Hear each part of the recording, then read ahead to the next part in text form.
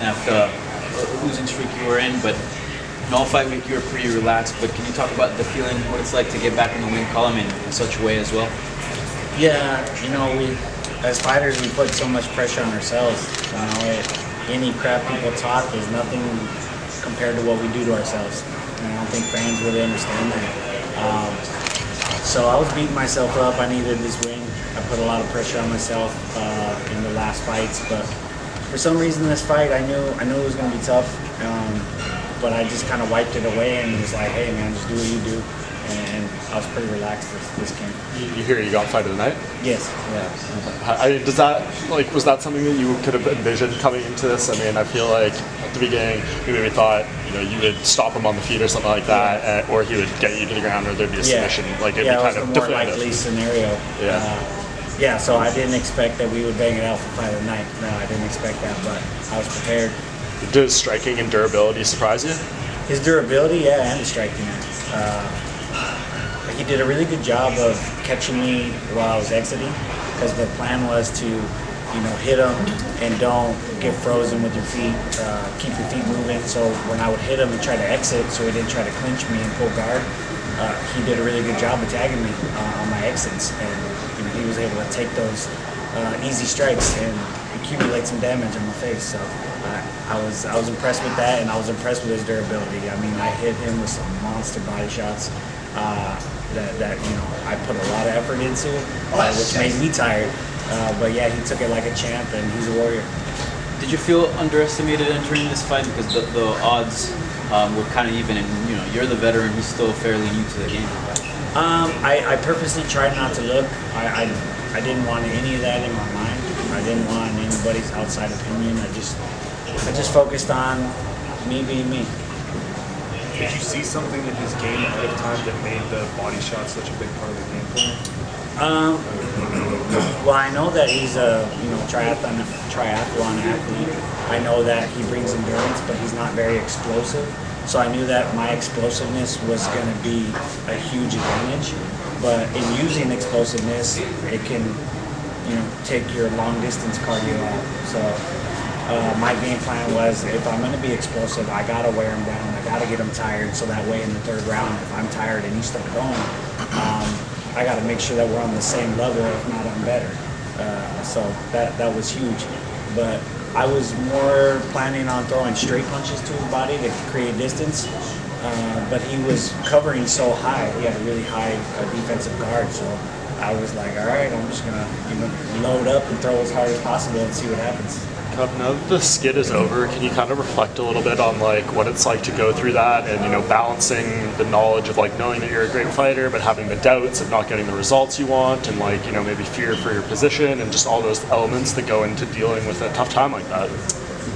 It challenges you as a person. It makes you. It's definitely some man stuff. Some grown-up stuff. I bought a really nice house in Orange County. I got 3 kids. This is not the ideal time to go on a skid. I'm trying to set up my future. I'm not going to be doing this forever, so it's definitely not a time for a skid. So it was difficult mentally, but I just kept telling myself, you're better than this. Just don't beat yourself up. Did you guys have any words after the fight? Because I know the build-up, it wasn't extremely heated, but there was some tense moments between. Yeah, we had brief talk after. I just told him that I respected him. I respect him a lot. I know growing up it probably couldn't have been easy for him. He's got big shoes to fill, and my beef wasn't with him per se. It was with the politics of jiu-jitsu and just how they can decide to out someone, So I'm just not a fan of that kind of bully style. But it wasn't something he ever did personally. So I just wanted him to know that mad respect, and especially going rounds with somebody like that, you go, hey man, keep your head up. I got 30-something fights, and you're going to come back stronger. He's a warrior. Were you surprised he didn't try to take you down more, and he was kind of welcoming the fight on the feet? Yeah. I mean, I think I was doing a really good job of not being there, but some of the times in the clinch, I thought he would have jumped guard sooner. but he was willing to kind of bang with me a little bit. So I don't know if he just fell in love with that, but that was what I was trying to get him to do, and I was game. And last question for me, what advice would you give him? Because as you said, you've been around the block, you know the game very well, and he's very new to this, although he has a big name. Yeah, I think one of the biggest things is he said that maybe I'm not loyal, and in his day, which is old school, is to you stick it out with somebody. But we're in an era of you got to learn what everyone knows. You got to be a student of the game. You got to travel. That's what a real samurai does.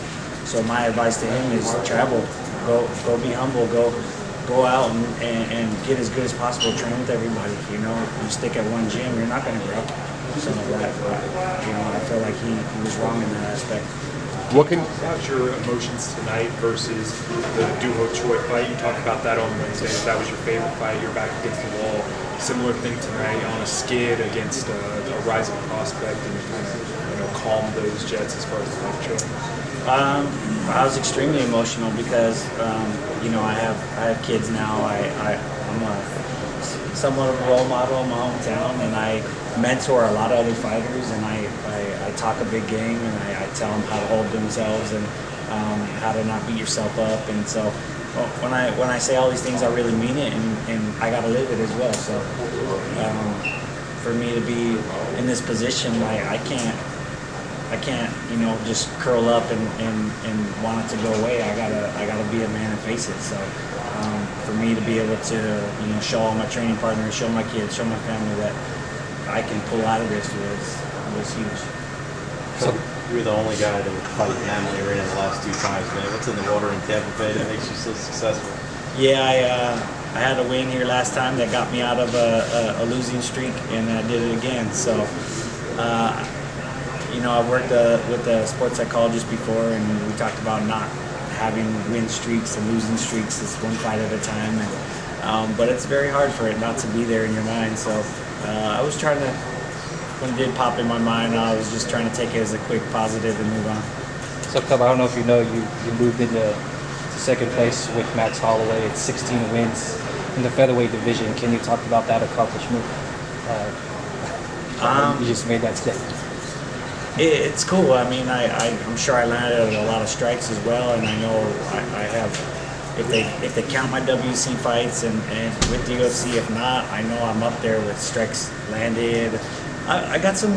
I'm in the record book, so that's why I was so happy about the Doo Ho Choi fight winning, fight of the year, because I've been around. I've been in so many good fights. I've had 14 bonuses, I think.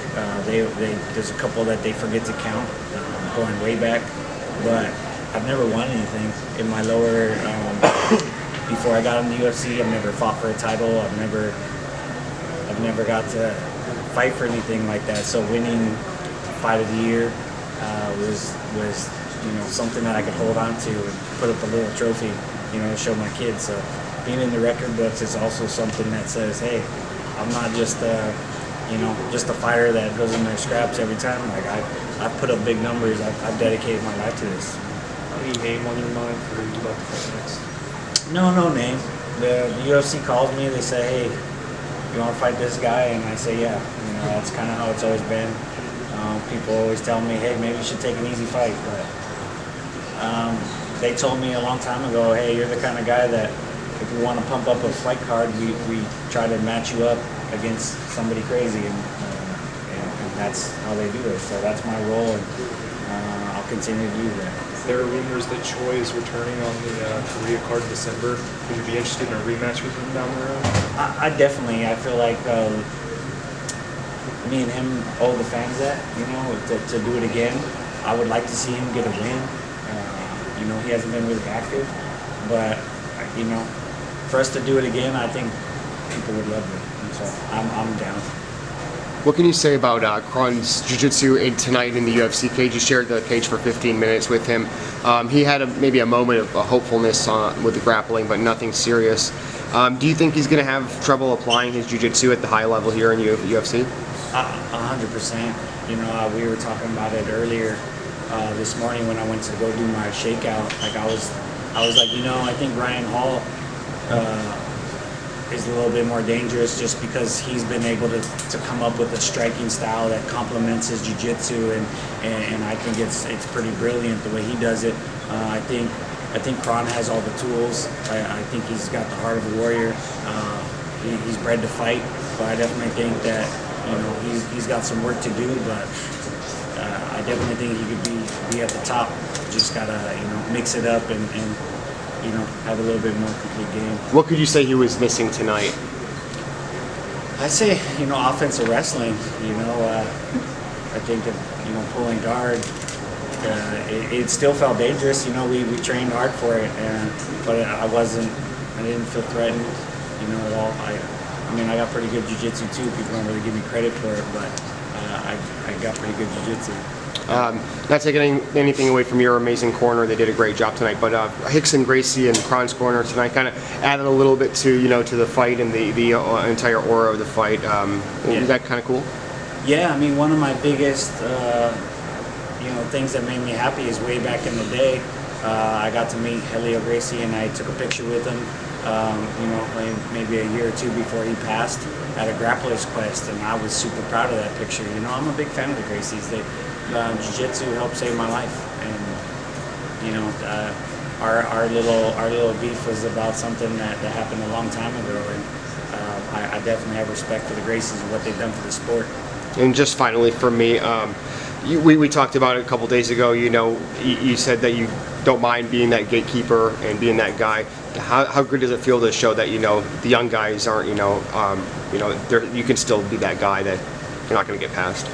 Well, it just proves to myself that all the time I spend in the gym, I've been a straight professional for 15 years, going on 16 years, since I was 20 years old.